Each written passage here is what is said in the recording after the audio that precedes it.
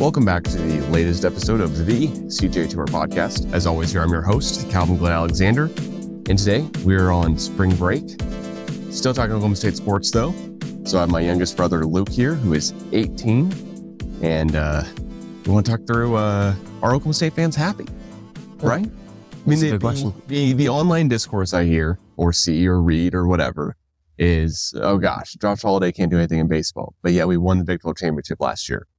But we haven't hosted the College World Series, we haven't hosted a regional or super regional and haven't been to the College World Series with them and all that type of stuff.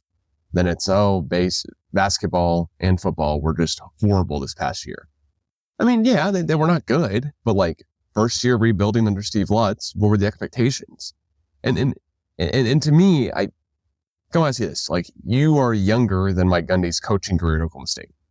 So what do you think about the football team? Because I think that's the one team we could say, yeah, they're definitely is worth it to be disappointed. I mean, honestly, it's just kind of, it sucks. It sucks to have this feeling of just disappointment generally to win 3 games and then lose out.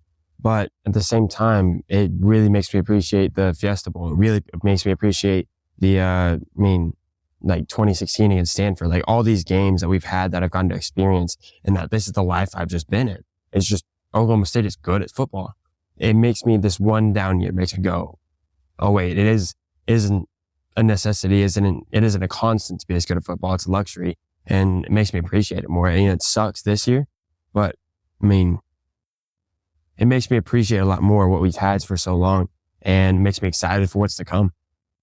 Yeah, I on one hand, Mike Gundy had every which way he could have left this past season. I mean, the Board of Regents were talking to him. There were contract negotiations.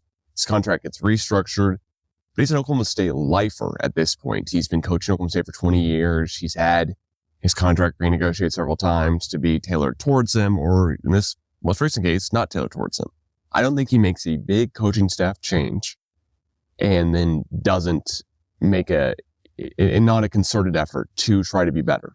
I don't think he lets go of guys who've been on staff for years and says, hey, we're turning a new leaf here. Sorry, but thanks so much. We'll see you guys. Yeah, hopefully we can welcome you back here for a reunion of the Fiesta Bowl, for a reunion of the other Fiesta Bowl, and, whatever it may be. It just is, I think Gundy's heart is in the right place. I don't think anyone could have, there's no way anyone's appreciating last season. And the comments he made during the season are very shocking on the poor fans, and you shouldn't be talking if you can't afford tickets or whatever. Well, you're not paying for tickets, I know, but like we're going to games, right? And I don't think there's a real way where I sit happily at night going, yeah, there's some other guy who's the head coach of Oklahoma State football coming in this next season. I'd rather go, all right, let's give Gundy like another shot at least. And that's what's happening. It's not like that's not what's happening. I get very tired of the, oh, woe is us, we suck. Like, this is horrible. It's not fantastic. Don't get me wrong. Last season was kind of college football playoff expectations, to be honest. 12 teams here before we go to the Big 12 championship, and the team we face in the Big 12 championship doesn't return to the conference. But what are your thoughts? I agree. I will pose a different perspective. I will say there's a great possibility that this isn't Gundy's rebuild. This isn't the rebuild of Oklahoma State football.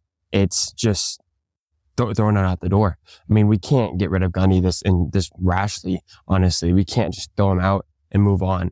It has to be a slower change. And I think in a couple years down the road, we wouldn't be surprised if we look back and said, oh yeah, that was just the first step in terms of moving on from it.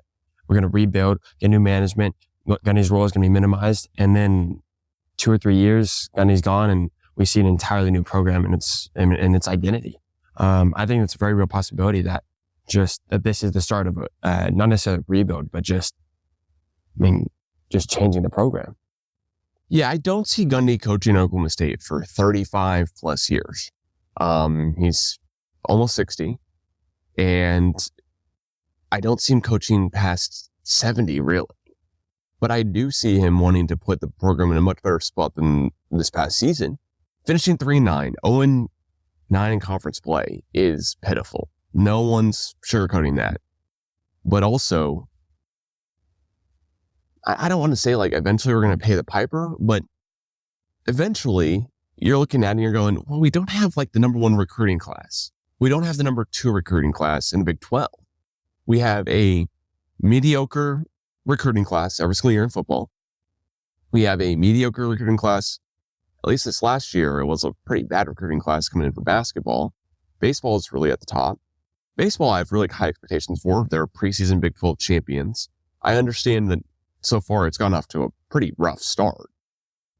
But then again, like, we've played 1 Big 12 game against West Virginia. I think so far we've lost. I know we're playing BYU right now as we're recording this on Friday. We'll play BYU this weekend, so we'll see how that goes. But I don't know. I just get annoyed easily by the, hey, we're horrible, we suck, woe is us, fire everyone. Like, I would rather go, you know what? Josh Holiday wins the Big 12 championship in baseball. That's the crowning achievement. Did we have any postseason? No. But you know what? Are we hanging College World Series banners? Yeah. But are we hanging hosted a super regional banner? I don't think so. Maybe we're adding the number to the board, but I don't think we're adding a regional number to the board. Because we didn't. So I don't want to be complacent. That's one thing I'll say for sure. I don't want to say, hey, we're fine as is, we're complacent. But there's got to be better off of an understanding and discourse of wrestling this year. Wrestling, we did not win the Big 12 last year with John Smith's last year. This year we won the Big 12 in David Taylor's first year. And he's getting a lot of good recruits. He's a guy who can wrestle against the other guys, which John Smith may have been doing later on in his years. Honestly, I'm not sure, but I kind of doubt it. And David Taylor's definitely in the cycle and in the recruiting motion with a lot of these top recruits now. And I'm not saying we weren't before, but it's great to bring in a new wrestling head coach who is this on board with Oklahoma State when he's not an Oklahoma State guy. He's not from Oklahoma, but he is every single time he gets a chance to talk about Oklahoma State. He talks about it positively. J.C. Hoyt in women's basketball, they're playing Crimson Fridays. They're playing tomorrow. Granted, I think they should have gotten seeded a little bit higher than 7th. But like women's basketball, Hoyt's definitely getting some good recruits in, turning the program around. Haley Steinfeld is incredible. There's a lot of good stuff with that. And softball, I mean, softball got a brand new stadium not too long, not forever ago, we'll say.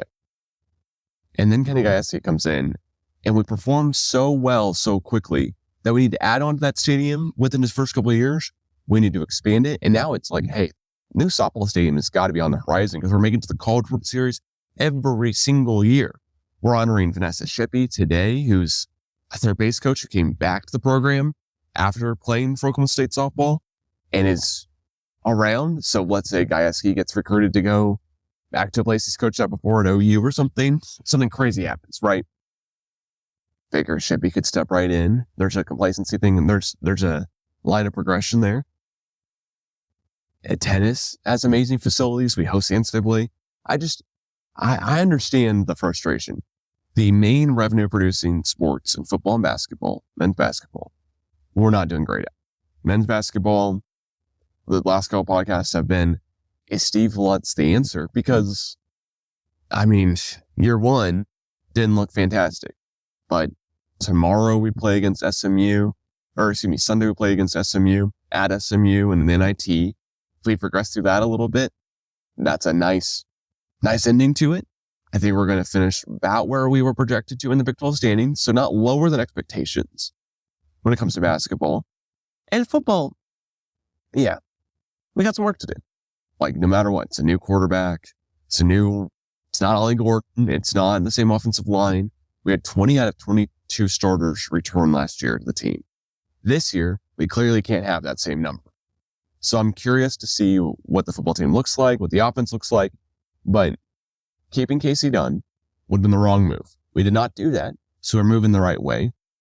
We did not keep ADC. We haven't kept a DC around Oklahoma State for the past 5 years continuously. So we'll see what happens there. But I have faith that Tom Grantham could be doing something different, or at least a little bit better. Gundy's track record, high-end defense coordinator. isn't phenomenal, but it isn't horrible. Yeah. It's a good team that over every year is okay, but not a great team. The one thing I do want to ask you for sure is Oklahoma State football during your lifetime has had unprecedented success, but do you feel as though it's complacent at all? Oh, 100%. I mean, I think a perfect example is bringing up John Smith in the wrestling program. When you talk about, we've gotten rid of him, and year one, we're already improving. Year one is already better than last year, even with losing Dayton Fakes and losing all these guys. Year one's already so much better. And that step up, we have so many of these coaches that are icons, that are the identity of the team. I mean, Coach K's, like these kind of guys. And unless they Bobby Knight themselves, they are the program. They will be the coach. And of course, Gundy's on the border of that. But I mean, I think that we are definitely complacent, but bringing up John Smith, we had a coach who was the icon, who was the identity of the team and the program even. And he retired. Of course, it wasn't like we forced him out, but John Smith retires, and bringing in a new guy, changing the program, changing the face of the program immediately works. There's so much fear about, Gundy.